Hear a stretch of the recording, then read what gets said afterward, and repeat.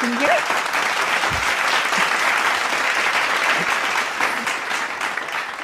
Oh, that's it for clapping. It's loud. I don't. They changed all the settings, and so I don't know if that's even going to come through on the live stream. Hold on, let me make sure. Okay, we're going. All right. Welcome back, everybody. This is Don't Watch at Night, a spooky little podcast dedicated to Spanish language horror and Latin American horror. I'm your host, Valerie. And I'm Veronica. And we are here on the birthday live stream. And this is celebratory. We're celebrating because we're 3 years old. I said in the episode outline to Veronica, we have endured like a fungus, like a plague. But right off the bat, before we get to anything else, just because it's still very much relevant at the time of this recording, July 12th, when we're recording this, I just want to share with some folks. We wanted to share with anyone listening or watching a link to a GoFundMe for the family of Lorenzo Salgado Araujo. I think I'm saying that right. This is a fundraiser being held by LULAC for the family to help cover basic costs, but also to help with their legal expenses as they continue to speak out and fight for justice for this man. So I'm going to drop that link during the course of this live stream. I'm going to drop that link in the chat.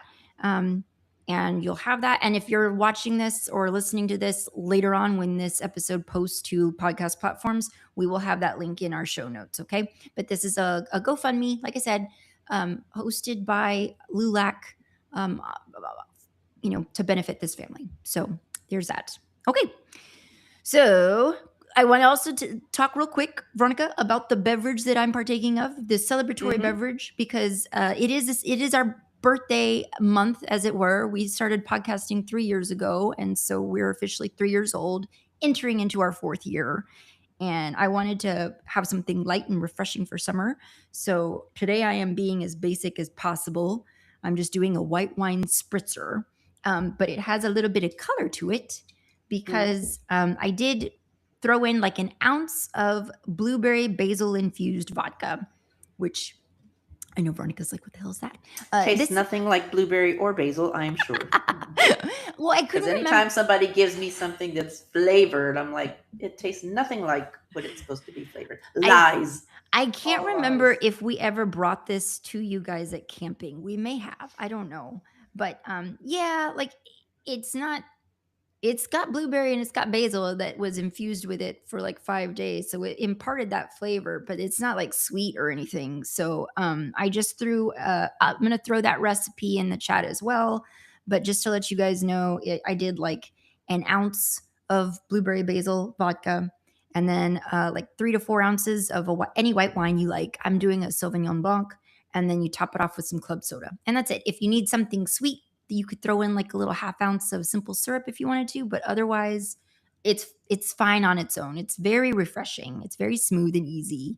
But I will just say, just to prove that I'm not completely against any alcohol or dislike everything, we had a birthday. One of our members at the studio where I teach at celebrated her birthday Sunday afternoon, and one of the other instructors brought a big jar of mojitos. And I had 2 glasses of it. Oh, that's good. It was actually not. Now let me tell you, okay. I learned the hard way about mojitos, the sugar in those, and had myself one too many one night, and so now I like, what's the word I'm looking for? I drink them with a little bit of regard, a little bit of reservations. But yeah, these glasses were like this big, and they were like half full, so I probably just had one of those little glasses. Yeah. Okay. But it was okay. It was not bad. That's good. Well, and even if you didn't like drink, like it's perfectly fine. We do cocktails and mocktails on this podcast all the time. And so yeah, even if you'd never touched this stuff, that would be totally fine. Okay, Veronica and folks watching, I have prepared a quiz, a Don't Watch at Night trivia game of our very own. This is specifically for anyone who has been listening to us over the course of these many 3 years. Can we just say I'm going to fail right up top? You might do better than you think. I really tried to make it. I never remember the names of these movies. I tried to make it as easy as I could. Okay, so let me try to screen share for you guys. I created a presentation, a slideshow, and everything. Okay, let me do this. Gosh. Ta-ta-ta-ta. Okay, and can I go into present mode? Present. Okay, are you seeing it? Yes. Don't watch at night. The birthday quiz. 10 questions to rule them all. Okay, we're going into question 1. Our first podcast episode was on 2022's Mal de Ojo, directed by Isaac Espan. This is a film that incorporated the lore behind Mal de Ojo with elements of Dominican and Boricua legend of the Vaca, or we would say Vaca.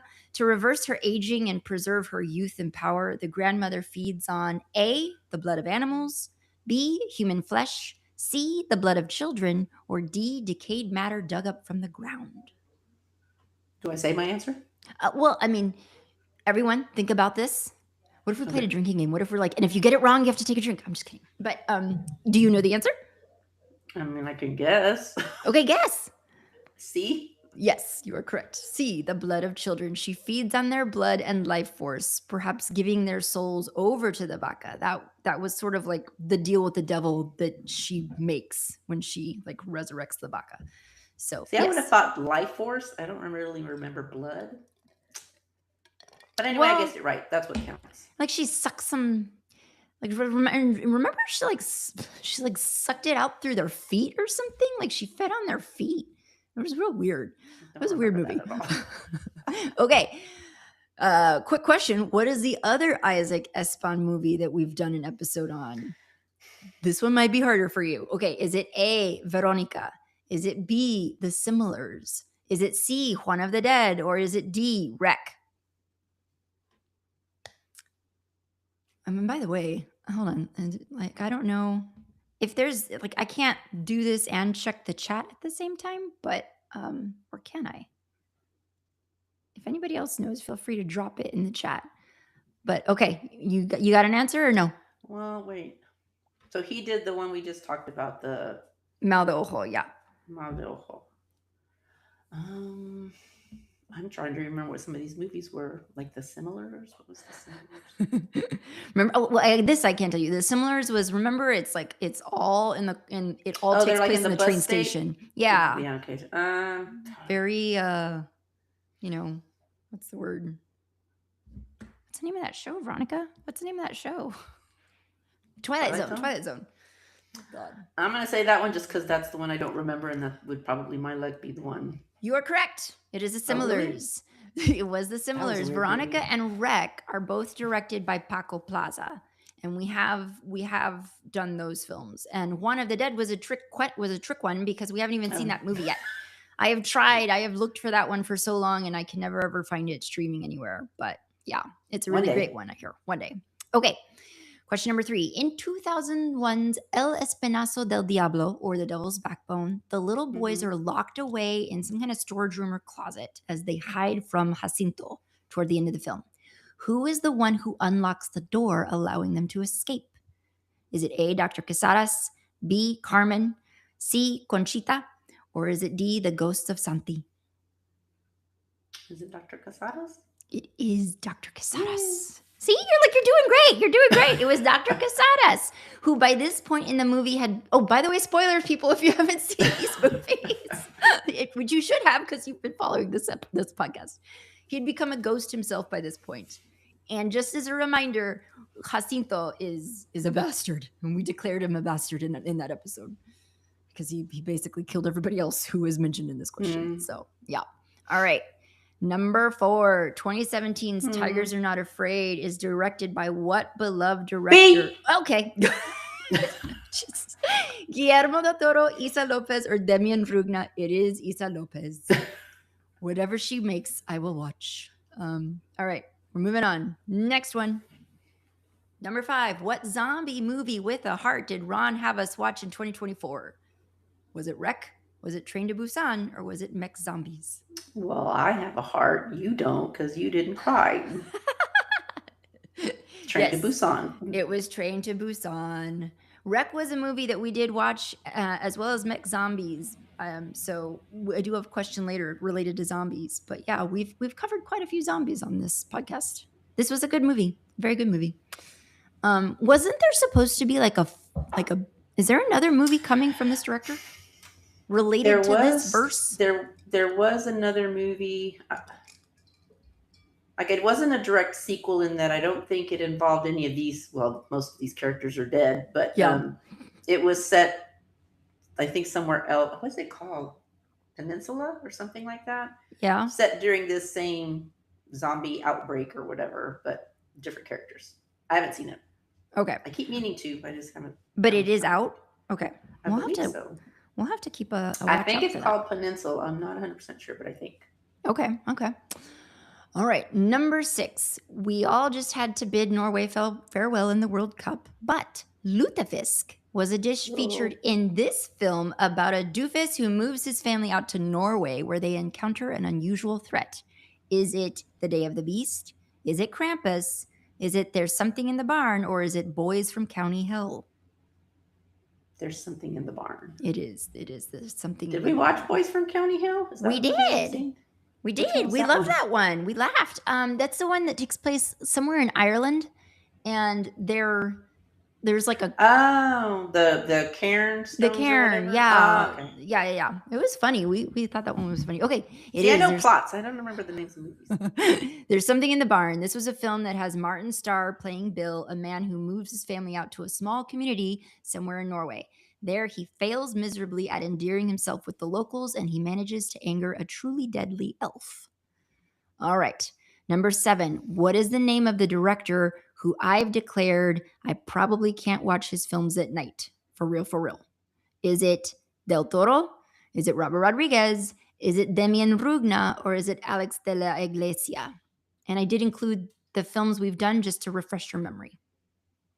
I don't know, but I would guess just... See? Demian Rugna? You are correct. Yes. Okay. See? Okay. Yes. Ooh. He did When Evil Lurks and Atarados, and both of those, like, Which one fully. Was Atarados? Atarados was that real weird one with like the weird triangle of houses with activity, and then there's like, there's like some sort of weird. It's not a time jump, but it's like a. Remember, all I remember about it. Well, I mean, I remember a lot about it. I just don't know how to talk about it. But it was like where the little boy gets hit by the bus. The little boy gets hit by the bus and gets buried, and then comes back and is just there at the table. Yeah. When Evil Lurks. When Evil Lurks was particularly frightening as well. Mm-hmm. All right. Number 8. In the 2010 remake of Don't Be Afraid of the Dark, who is the person who ultimately gives their life to save their family? Is it the little girl named Sally? Is it Alex Hurst? Or is it his girlfriend, Kim, played by Katie Holmes? Oh, okay. I was like, what movie is this? C, Katie Holmes. It is C. Pour one out for Katie Holmes, who did not make it out of this movie alive. Poor Katie. And I think we decided he was kind of a crappy dad. Well, not a crappy dad, but like, just not paying attention. She was definitely doing the lion's share of the parenting in that movie. Yeah. Okay, number 9. How many zombie movies have we watched on this show, Veronica? And listeners, is it 5? Is it 6? Is it 3? Or is it way too many to keep track of? I can think of 2. Oh, 3? Wait, let me think. Don't rush me. Train to Busan. Does Wreck count as a zombie movie? I count it. Okay, Wreck. And then that other one that we were talking about the last time that was supposed to maybe have a sequel, but we don't know when it's coming out. With the brother who, like, his sister's off. You know what I'm talking about, right? Yeah. That one. Have we seen more? Oh, the one with the kids, the teens, in the gated community or whatever. I'm going to say, that's not an answer. Well, okay, so you've come up with 4. Okay, yes. There could be one more. There could be 2 more. Oh, there could be many more. I don't know.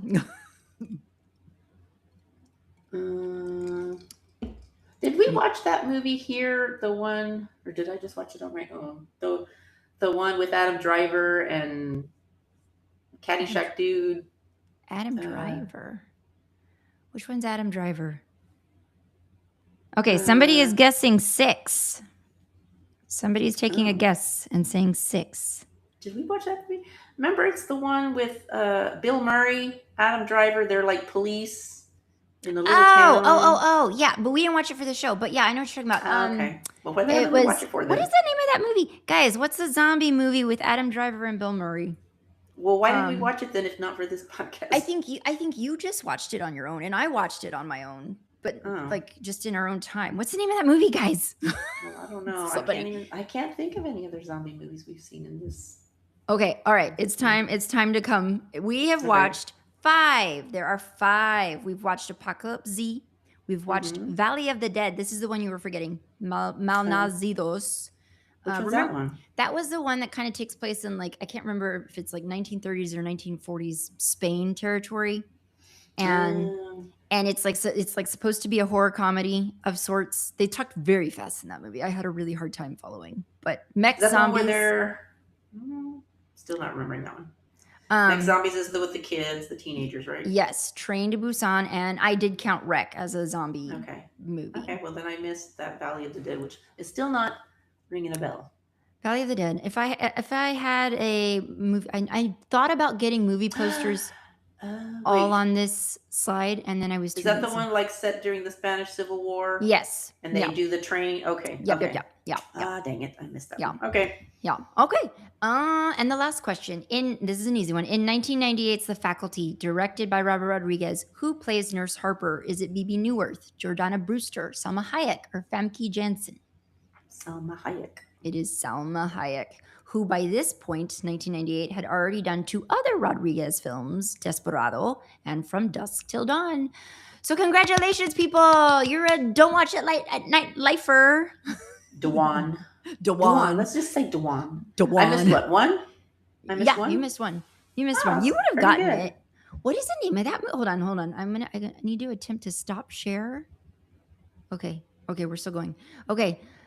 Guys, what was the name of that movie that she's talking about? Adam Driver and Bill Murray and The Dead Don't Die. There you go. It was, The Dead Don't Die. It was I liked it. I enjoyed that movie. Okay, good job, guys. All right, let me check that off. We did great. And now we can get on to our film, unless there's anything else, Ron, that I'm forgetting. Am I forgetting anything else? I don't think so. Okay. Then we can get on to it. Okay. We watched 2021's No One Gets Out Alive. This was a supernatural horror thriller from the UK, directed by Santiago Menghini. This was his directorial debut, by the way. It stars Cristina Radlo. Her full name is Cristina Rodriguez Lozano, but she's billed as Radlo for this movie. It also stars Mark Menchaca. And this was like the little line that I pulled off of IMDb about it. After being forced to take room in a boarding house, an immigrant in search of the American dream finds herself in a nightmare she can't escape.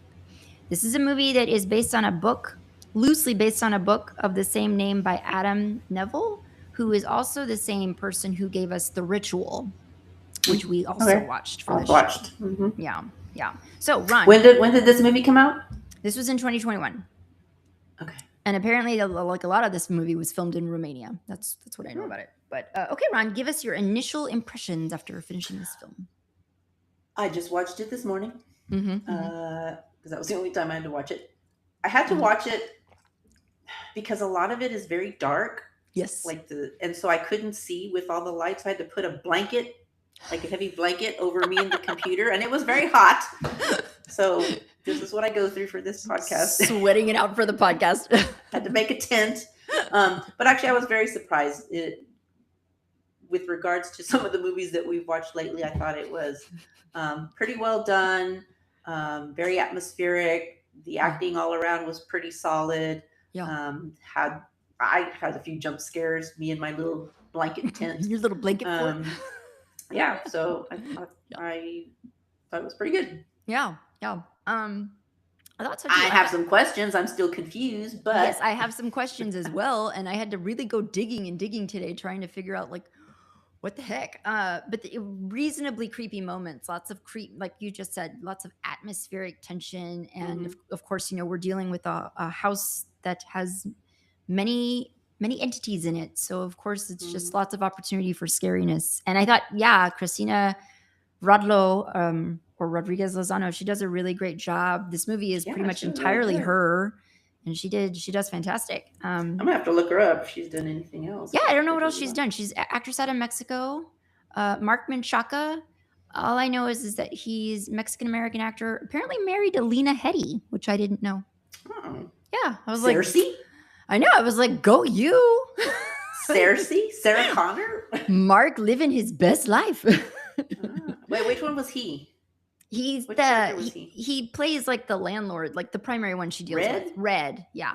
Okay. And the other one, I didn't even know he was Latinx. Like a yeah, I thought he was a white dude. So yeah, and I want to say I could be making this up.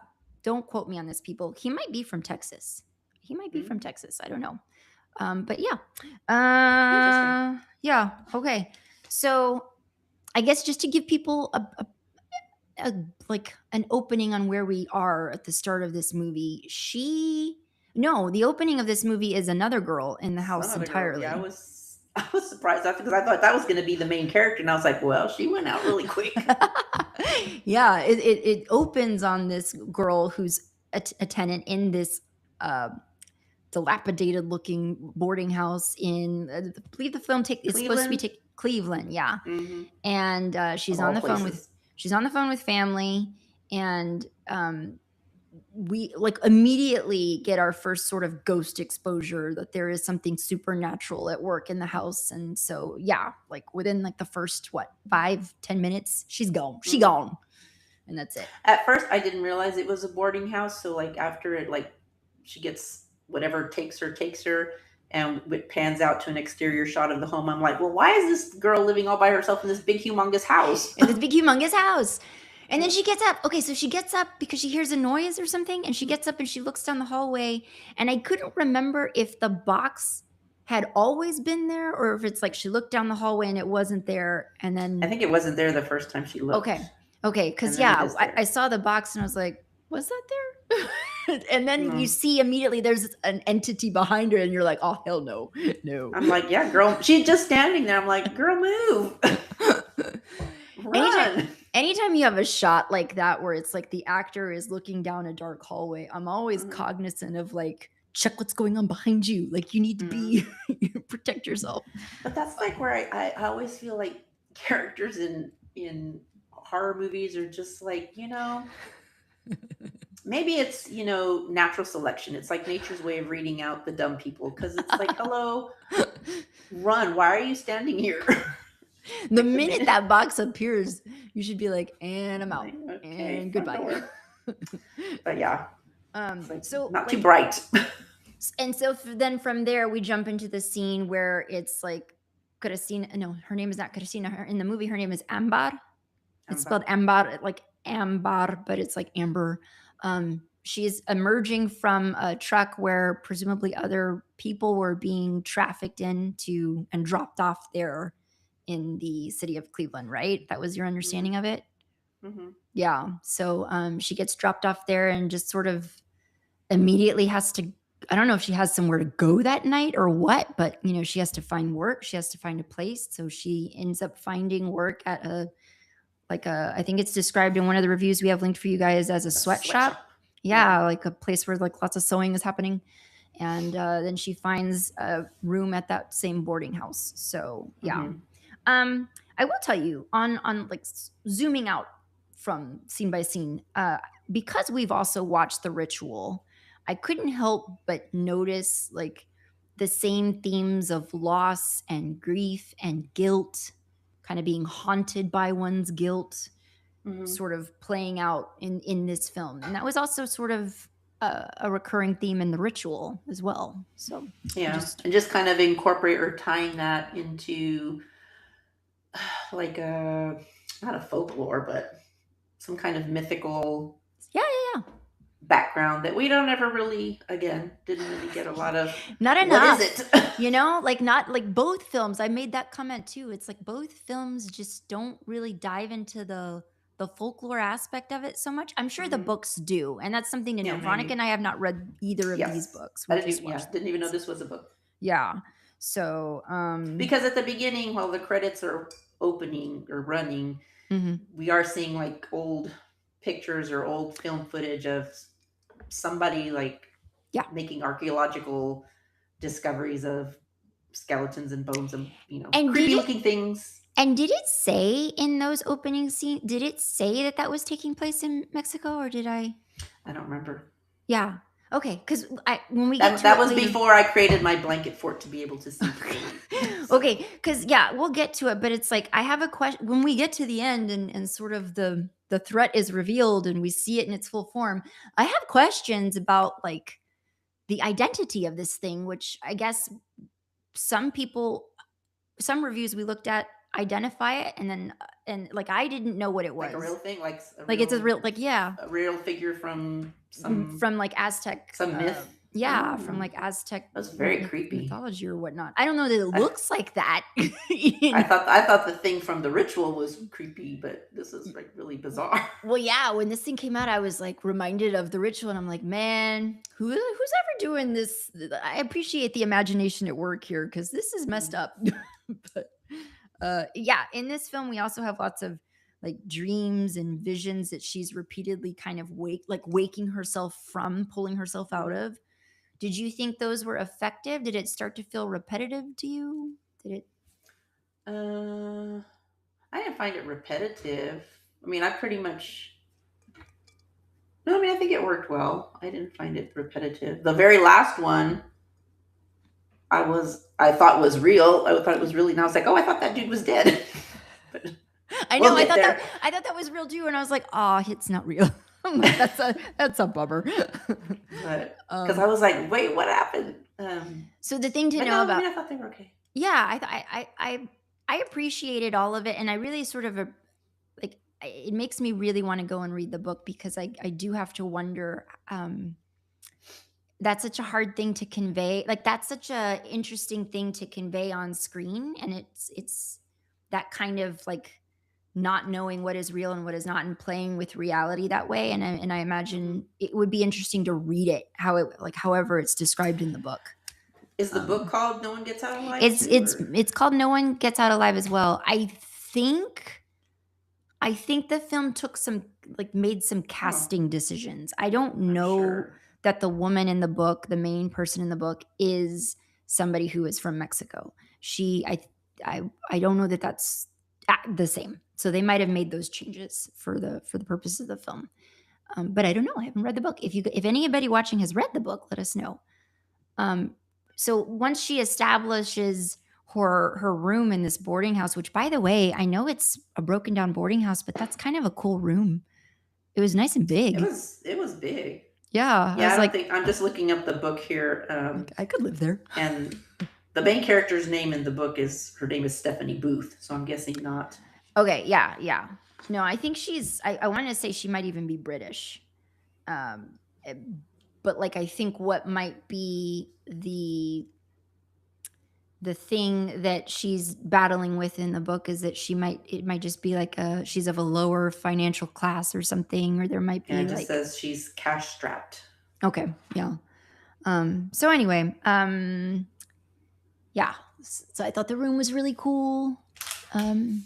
But her main struggle is that she doesn't have identification. She doesn't have a green card. She needs to make a driver's license. Well, she has an ID apparently, but she has some kind of documentation that says she was born in Ohio. Okay. And she, for whatever, well, she does mention she does mention it later. She needs it to say that she was born in Texas. Yeah. Yeah. For really kind of a dumb reason, I thought, but. Yeah, I mean, we come to learn later on in the movie that apparently it's because this is the story she told her. What is he? A cousin? I think she called him her uncle. Oh, okay. Yeah, he's older, but yeah. So she's struggling to and she's cash strapped. You know, she's having to produce like first month's rent and it might have been like first and last month's rent, like something crazy like that. And she's working with the money that she can make sewing, which she's not very good at, unfortunately. Mm-hmm. And she has to try and make an ID because hopefully it'll set her up with a better job opportunity through her relative who is there, who is established and has a family. So presumably he's there as a citizen. And yeah, I don't know if there's anything you wanted to say about her friend Kinsey, who was pretty crappy. Like, Yeah, I was like, well, that's a bummer. She ends basically Amber gives her money so that she can get this ID. Kinsey makes off with the money and just sort of ghosts her, and it's just like, dang, dude, you've been swindled. Her naivete, she's been swindled. yeah. Yeah, I don't And the know. crappy thing was that Kinsey was an immigrant from somewhere herself, and Yeah. you would think would, and also struggling and with dreams of her own, and so yeah. All right, let's see. Did I do this? I don't know. Like at some point, Ambar is starting to realize that she's not she's hearing things in the house, and you presume that it's people. Like even when she first gets there is a girl that she can see, and the guy Red says, "Yeah, that's so and so." Her English, or she doesn't speak a whole lot of English. Her English isn't very good. sounded pretty good to me. The one line she had. Well, so this is what's really interesting to me. So at the time that she sees her, whoever that girl's name is, was she Freya. alive? Freya. Was she alive, or was she a ghost even then? She was alive, and then she got sacrificed. I would think she's alive, because later when Amber asks about her, Red says, "Oh, she moved out a few days ago." Okay, yeah, So- and I didn't know if is that real, or was she ever real? Like I just didn't know. I think she was. Okay, And I think she may have been crying because if she's living there, she knows. I don't know why Amber wasn't just sobbing her heart out the whole time. I mean, she just kept getting knocked down and knocked down and knocked down, and just sliding further into this hole of, how am I going to get myself out of this? I'm How are surprised you that going she to wasn't. survive? Yeah, I know. Surprised that she wasn't constantly just in tears. I would have been curled up in a fetal ball. What more? What more can life throw at me? I know. Well, and life does throw a lot worse at her. So maybe that's okay. Okay, yeah. So she's hearing noises. She's hearing crying. She's and she keeps having visions. She keeps having visions of her mom, who was sick and laid up in a hospital, dying of something. We don't really know what. But basically, Amber's story is that she kind of just sacrificed so much of her life. She had plans. She had plans for herself, and she put all of that on hold to take care of her mother. And her mother, it was just years and years of illness, is what you get the understanding of.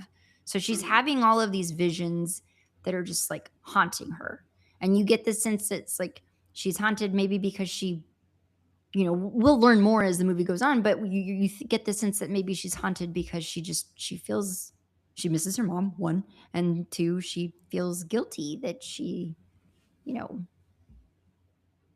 that she maybe wanted to leave and resented having to stay. I don't know. But yeah. Let's see. So what I had to go, I don't know if there was anything else you wanted to say about middle chunks of the movie. Her going to meet with her uncle or family member, whatever he is. His name was Beto. Yeah. That much I learned. She goes to Beto because he's going to give her a better job opportunity. Yeah. She gets a good coat.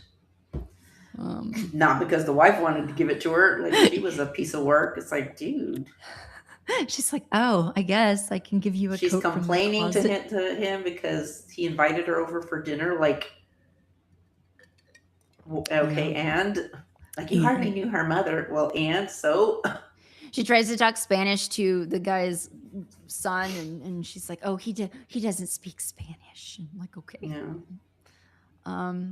What else? Let's see. What did you think about the introduction of, what was his name? Red's brother. Did he have a name? What did he call him? Apparently his name was Becker. Becker? Okay. Becker. Was he the one who was banging his head on the door? Okay.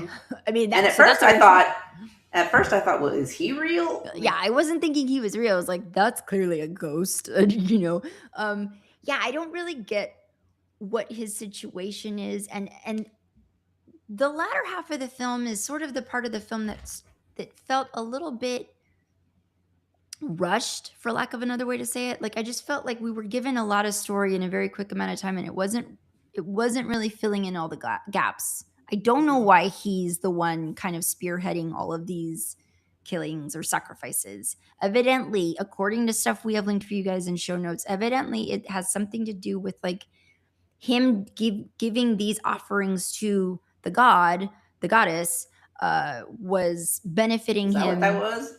Yeah, we'll get to it, but benefiting his mental health. And so like whatever was wrong with him, some sort of It seems like it's still wrong with him.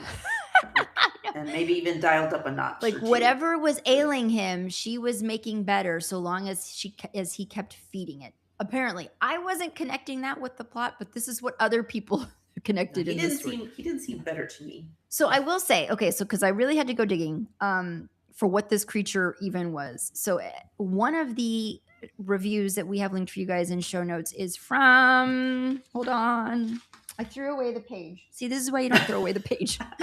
It's from, damn it. Well, go get it. I can't. It's like I'll have to unhook my headphones. Hold on a second, guys. I got this. No, I don't. While you're doing that, just out of funnies, not funnies, but the brothers' names in the book, like the landlord, the red person in the book, his name is Knacker, okay. And it's a cousin. Oh, yeah, I guess it's not his brother; it's his cousin, whose name is Fergal. Fergal. Okay, so I found it. So this is a review that we have linked for you guys from latinamedia.co, written by Alexa de la Fuente. And honestly, she connects things to the story that I'm like, that went over my head. I didn't catch it at all. So evidently... Oh, look, we see Luna. Where? Oh, she stood up a minute ago. Yeah. Oh, yeah, you see her ears. Okay. So according to her, this creature is supposed to be eats puppies? No. I'm trying to say it, okay? This creature is supposed to be eats papaloto. I don't know what that is. It's an Aztec eats papaloto. That's not right. Loto. I can't like hit that tool. But anyway, this is a Aztec god or a warrior goddess. The name is supposed to be associated with obsidian butterfly, and this is kind of why we do see butterflies and moths featured throughout this film, in the presence of this house and in the presence of the box when the box is first pulled up from the ground wherever it came from. And so I don't know anything about this god other than that's apparently the name of the god. And so it is an actual creature in Aztec mythology. I don't know that it looks like this. I doubt that it looks like this.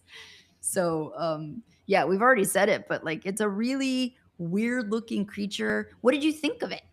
What did you think of like that it has its mouth in its butt?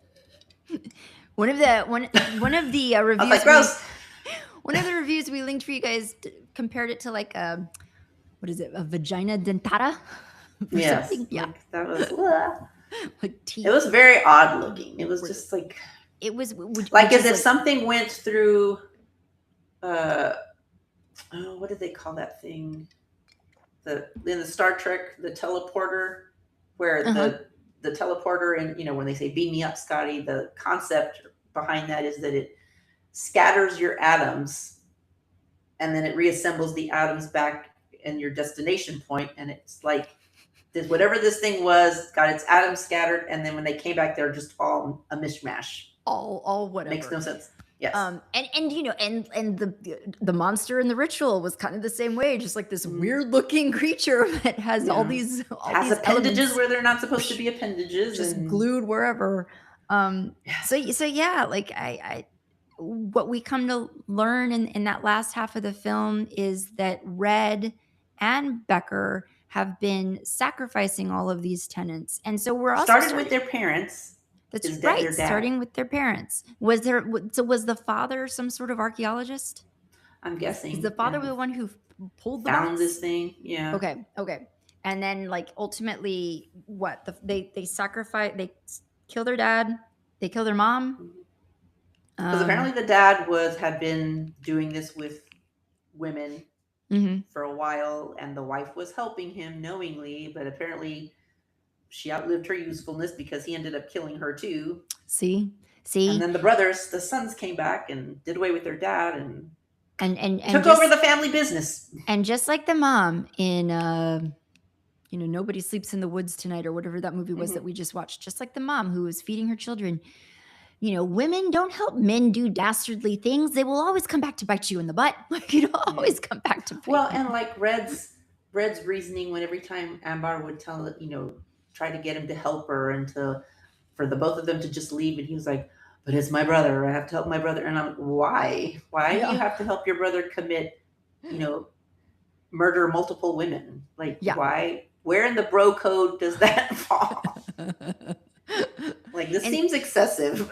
And so as we're learning these truths, we are seeing these we are seeing all the magnitude of just how many ghosts are trapped in this house, people that were here once and that have been taken, including the two women. Like, at some point during the course of Amber living in this facility house, after Freya gets offed, he does bring in two new tenants who I wasn't sure, because of the way they were being weird in the kitchen talking to Amber, and they say something weird like, I think Amber was trying to say, like, I don't know. They were talking. But she asks them, what do they do for work? And they just they don't respond. And then they sort of give, like, one of them gives her the answer, like, it's so much better in here. And the way that she said it just made it seem like, are they alive? Are these ghosts as well? I don't know. They might have been sex workers. I'm not sure. It might have just been something that's implied, but so in that sense, yes, of course it's better in there than it is being out on the streets and not having a warm place to go. Right. So yeah, those two women, unfortunately. Did you ever think, because I did you ever think that all these trapped ghosts of all these women that have been, sacrificed to this, whatever it is, did you think that they would help, like somehow find a way to intervene and intercede? I had hoped that they would. And I did too. And this is the part of the, like, okay, so while she's locked away waiting for her fate, her family member Beto does show up, because she had called him. She had said, hey, I'm trying to get out of this place. I'm scared. I have no money. I lied to you about my status. I don't have an ID. And he's like, oh my God, I'm out of town. I forget what his excuse is, but he can't come right away. And so he does eventually make it over to the house, and he's banging on the door, trying to get to her. And Red's trying to give him the run around, and then I think Amber is able to, like, break through a window or something. She's able to, like, alert Beto that she is there, and so he busts through trying to get to her. And then it is so terrible. I felt so awful for him, because he basically just gets beaten to death by Becker outside her doorway, and we see, like, a pool of blood, and we see a tooth, and you're just like, God. But again, use common sense. Like, don't tip your hat that she's in there because he sees her coat lying in the front hall. Yeah. Go say, okay, I'm leaving, and go get the police. But is that what you do? Like, hindsight's 2020. In the moment, I don't know. Like, if I don't know that I'd be like, okay, Veronica's trapped. Go to the end of the block and use your goddamn cell phone to call the police. You don't even have to, it's not like you have to drive to the police station or go find a payphone. So, question, like, you got a cell phone. To your point that you kind of wished, you kind of anticipated that the ghosts would offer up some kind of help. Do you think that vision where we see Beto come through and help her, and it turns out to not be real, is it that it was a vision, or was it maybe his ghost? Like, could any of that be possible? Like, maybe it was his ghost. I don't know, because when she wakes up, she's still on the sacrificial altar, She's whatever. Still on the sacrificial altar. That's right. So, what does he even help her do in the vision? I don't know. Remind me. What does he lead her toward? Well, they get out. They're trying to get out a door, and then all the lights go out, and then she's still. I really don't know what the point of that scene was, other than to psych out the audience to think she has a chance to get out. He's still alive. Right. Yeah. Yeah. So, and both of the girls that were there are at this point dead. One of them had already been sacrificed. The other one gets brutally thrown over. This boarding house is many floors up, so she gets brutally thrown over and dies on impacting the ground. So I thought she was going to make it out too. I thought she was going to make it too. She was definitely trying to help Amber. Mhm. And so, yeah. And then in the arrival of the creature, of the god, coming to presumably kill Amber, basically, like, what the creature does is, like, puts its hands on her. And I don't know if, like, I got the impression that it, like, feeds the people's heads to its vagina. Not like, you know what I mean? Like, to its mouth that's on its bottom. Yeah. To literally bite their head off. Bite their heads off. Kind of like a praying mantis that way, huh? Yeah, a little bit. So in that moment, though, we get the scene of her with her mother, and she is putting a pillow over her mother's face and suffocating her. And I didn't know, because the mom in the vision, dream, whatever you want to call it, keeps telling her, stay longer. Can you stay with me? So I don't know if that was this creature somehow getting in her mind to get her to be docile, to get her to just, but,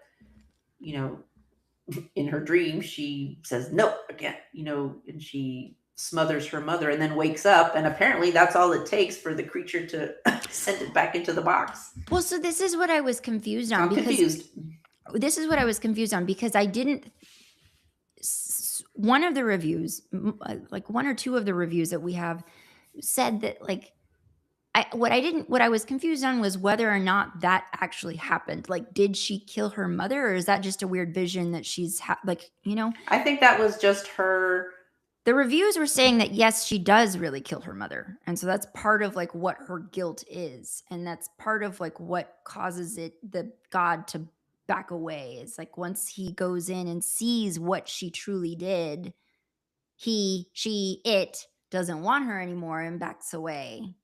But I didn't connect that. I didn't connect. I mean, granted, I haven't read the book, so I don't know. But I didn't read it that way. I read it as her smothering her mother was basically her just fighting back whatever this demon was putting in her head to get her to submit, to get her to, to like, not fight back. If anybody has read the book, be sure to let us know, because I didn't know how to interpret that. I had assumed it wasn't real, but then some of the reviews that I looked at indicated that it was real.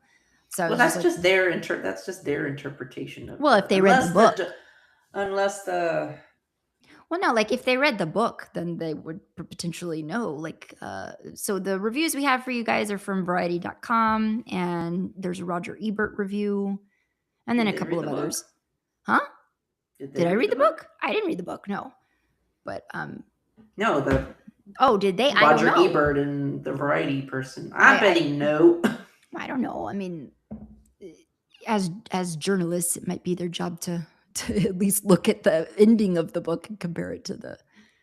But yeah, I mean, I think what we're trying to get at is, like, the context of the movie as it's laid out in the movie. It's not clear, and so you're just sort of left to interpret that.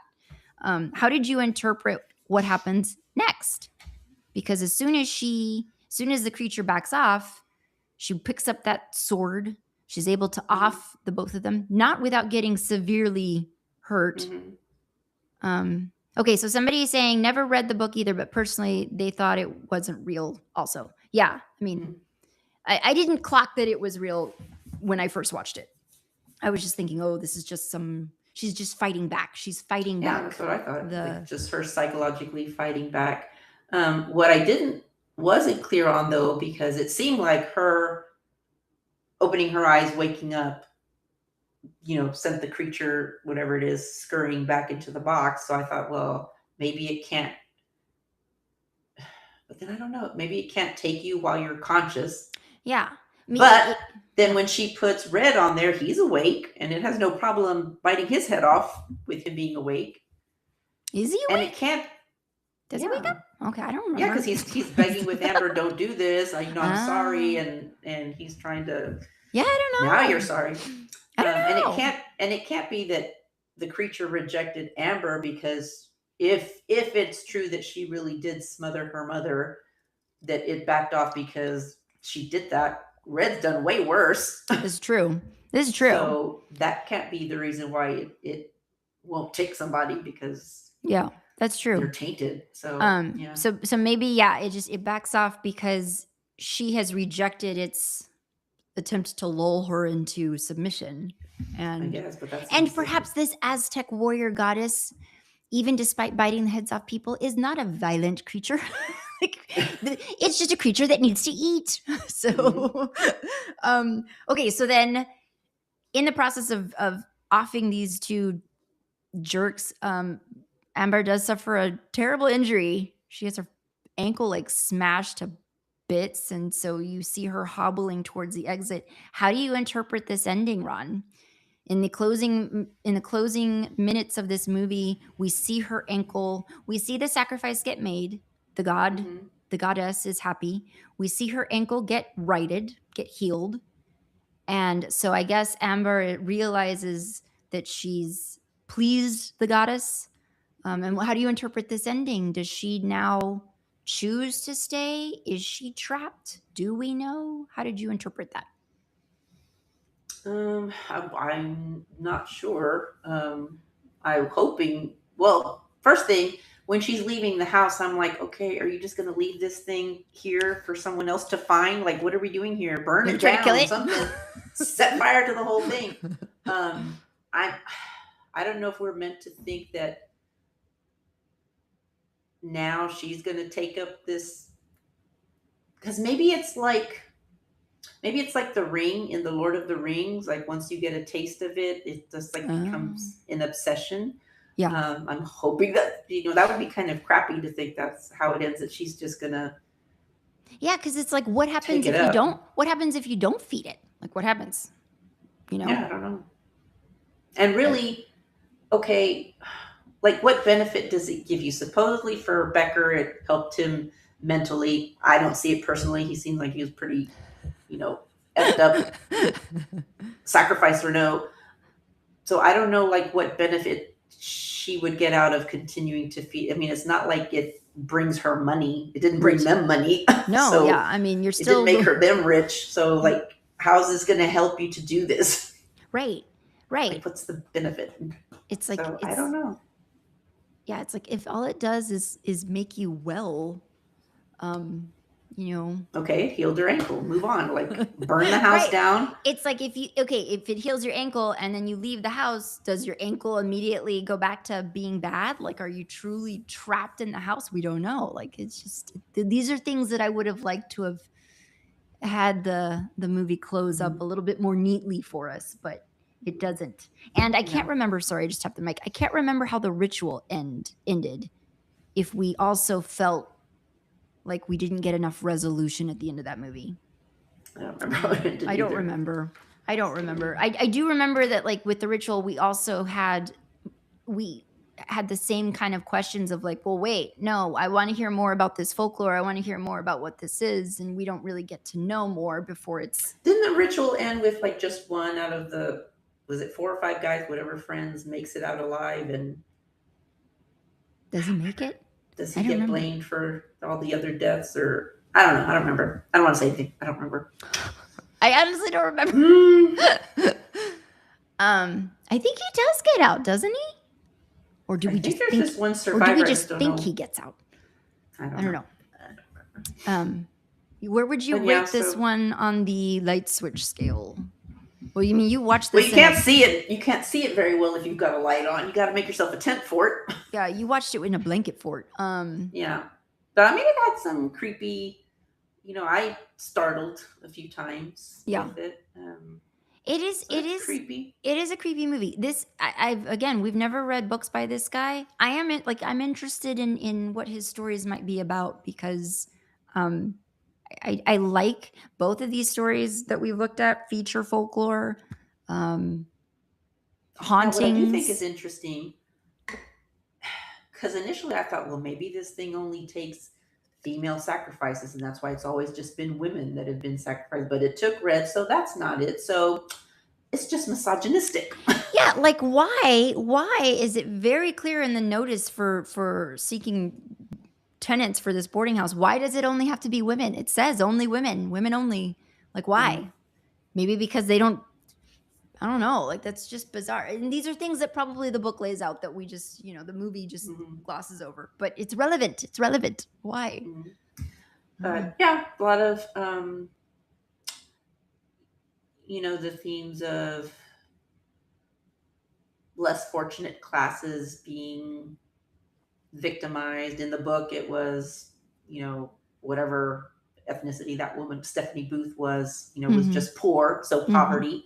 Yeah. In here, you have poverty plus, an immigrant, undocumented. Yeah. By all appearances. So, yeah, just kind of how that. Yeah. And again, like we said, just dealing with themes of grief, dealing with themes with guilt, being haunted by these things. Because during the course of the movie, even when Amber's moving through the city and on the subways and whatnot, and you're seeing her mom following her, like visions that she's having of her mother, and that could be just the impact of like the guilt that she carries over. Not guilt, but I do. Well, kind it of is go guilt back to, because it is guilt, like the guilt of just feeling selfish that you wanted something more for yourself. Even though that's a perfectly legit thing. She even tells Kinsey that in the end, like I guess after her mother's death, like she felt relief, and now she was free to. And feeling guilty about feeling relieved, even though that's like the end of a long illness. These are perfectly legitimate, valid things to feel and be. So yeah, I enjoyed it. And I noticed in the end credits that one of the executive producers was Andy Serkis. Oh, who was Gollum? Yes. The Lord of the Rings. Did he have involvement in being? Look it up right now. Was he? I bet you he did the movements for the creature. You think? I don't think so. That was all. You don't think so? Did he have involvement in the ritual? I don't know. Okay. Well, because I do know that the director of the film is Canadian, lead actress Mexican, filmed almost entirely in Romania. So just film was just all over the place. So when I was suggesting it to Veronica, I was like, I feel like this film is everywhere, but it is a film that's out of the UK, British horror thriller. I liked it. This is the second Adam Neville adaptation that we've seen. And I've liked both of them. So it makes me think I would probably like his books. I should maybe pick one up. Yeah. So, yeah. All right. Okay, my friends. Well, let's see. What else? Any other little things you want to mention before we do final book club plug? No. Sadly, The Burrows got canceled by Netflix, even though it was... Before I could even start it. It's still worth watching. I mean, the first season, there are still some lingering questions, but it wraps up enough, to be a complete story. So it's still worth watching. Go check it out. Okay. Yeah. Have you seen what? I think it's on Apple TV, I want to say. Widow's Bay. I've been hearing a lot about that. Have you seen it? I've only seen it's like a horror comedy, I think. Yeah, I've only seen like 3 episodes, and each one's kind of like its own. It could be its own little standalone episode. It's hilarious. It's so. Okay, I want to check it out. Everyone's raving about it. I haven't been able to go as fast with it because Alex freaking slows me down. But again, because I'm like, well, I'm waiting for you. I'm going to watch it with you, and I'm like, if you don't start sitting down with me to watch this, I'm just going to leave you in the dust. But the other thing that I noticed is on 2 things. I noticed that Dark Skies is now posting up old seasons on Netflix. So it's like, I know that the newer seasons are on wherever it streams, but the older seasons are on Netflix now. So I might go give that a watch because I know you've mentioned that one. And then, it's a good series. And then what's the other thing? Not horror, it's not horror, but it does incorporate like a lot of like Navajo. I think they're Navajo. Forgive me if I'm getting the wrong. I think they're Navajo. Native American. It does incorporate a lot of their spirituality. So there is some, subtle. Is it kind of like an X-Files? Supernaturally things, huh? Is it kind of like an X-Files? No, it's not that. It's not that overt. No. Okay. Okay. The other thing I wanted to mention, I've just been seeing it everywhere, everyone online talking about it, and I really feel like I missed the boat with this, largely because I don't have AMC Plus. I never got onto the TV series of Interview with a Vampire, um, Mm. which is now in its third season, except that the show is called The Vampire Lestat. And so the first two seasons were like Interview with a Vampire, kind of, I guess, told from the perspective of Louis, perhaps, and then Vampire Lestat seems to be all from the perspective of Lestat. And I've never watched it because it was always on AMC Plus, and I don't have that. But evidently, the first two seasons are over on Netflix now, and I'm very tempted to go start it because everybody's talking about it and everybody loves it. And it's like, it's good. It's also a little funny because Lestat's just, somebody described him as like, Lestat is 13 crash outs in a trench coat. Like he's just this. I mean, you remember the movie? Like I never read the books. I never read the books. Full disclosure. Um, I've beheld when we were in Oregon. Alex and I, we went to, there's some, I'm blanking on what the name of the bookstore is, but it's a great big beautiful bookstore in Portland, Oregon. Powell's? Yes, thank you. And we went into Powell's and roamed all their many areas, including the very rare books department section. And there they have, like, I think it was like either a first edition or like some sort of signed something of Interview with a Vampire by Anne Rice. So I've looked upon the book, like the original, whatever first edition print, but I've never read it. Anyway, I want to watch the show because everyone raves about it. Have you ever caught it? No, I'm kind of over my vampire phase. Can't say I'm super interested in that one. Yeah. Yeah. I don't know. I don't always get into a vampire phase myself, and I think that's kind of also why I didn't start it in the beginning because I was just like, whatever. I think I was like, why are we rebooting Interview with a Vampire? Like, how many times do we need to do an Interview with a Vampire story? But everybody talks really great about it, so I guess it's worth talking about and worth mentioning. And then the other thing to let you guys know is this is the last call. Our next episode coming up in August will be our book club episode, and we're going to be talking about The Haunting of Alejandra by V. Castro. So if you haven't picked it up yet, do start reading that. There's plenty of time.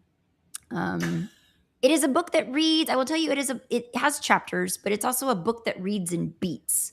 Like she tells a lot of things in beats, and you'll see there's like a little marker letting you know that, like, okay, that's the end of that beat, next beat. So it kind of reminds me a little bit of Our Share of Night that way, because Our Share of Night was like, Is it that big? No, it's not that big at all.